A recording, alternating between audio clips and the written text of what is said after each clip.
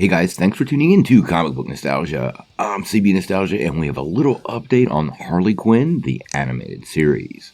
Well, many of us have been anxiously waiting for the third season of Harley Quinn. The HBO Max animated series was something special and extremely funny, and many fans really just can't wait for the third season. Now, we got some interesting news this past weekend from South by Southwest, and it turns out we're getting an amazing idea for a spin-off series set in this world. And it'll feature Kite-man. Let's take a couple minutes to talk about the news and what we can expect from this new series. Now, before we dive into it though, make sure you hit the like and subscribe button and ring the bell from all the updates. Also, the big giveaway. We're going to give away an Oculus Quest 2 at 50,000 subscribers. All you need to do to get in on the giveaway is be a subscriber and leave us a comment. Also, while you're at it, check out that free Week of Skillshare down below. It's an incredible way for you to develop your superhero skills for that never-ending war on crime, all while not diving too deep into your pockets. Plus, it really does help the channel, so we really appreciate it. Well, quite honestly, this should be something that makes many Harley Quinn fans really happy. Now, we're all waiting patiently for that third season of the show to finally drop on HBO Max. But we found out at this weekend's South by Southwest that it is actually getting a spin-off series.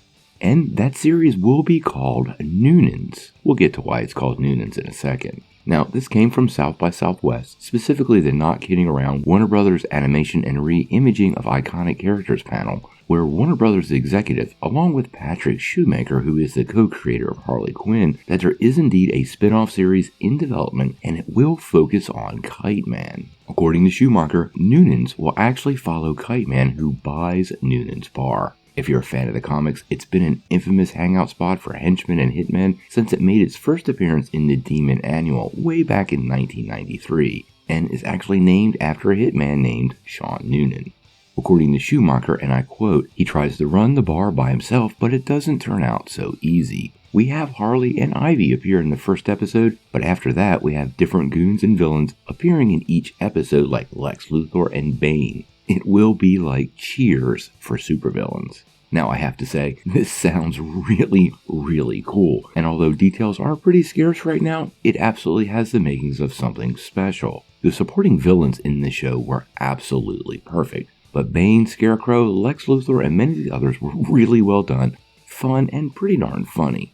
Now, this concept has been done before, just not set solely in the DC universe. There's a YouTube animated series called The Villain Pub, which was done by Daniel Baxter and Tina Alexander, and was pretty much a spin-off of How It Should Have Ended, which is also another YouTube series you should probably check out. Now, they did give a couple of details about the third season of Harley Quinn, but they don't know when the show will premiere. The word soon was used repeatedly in the panel, and I'm expecting tidbits, trailers, and pictures anytime.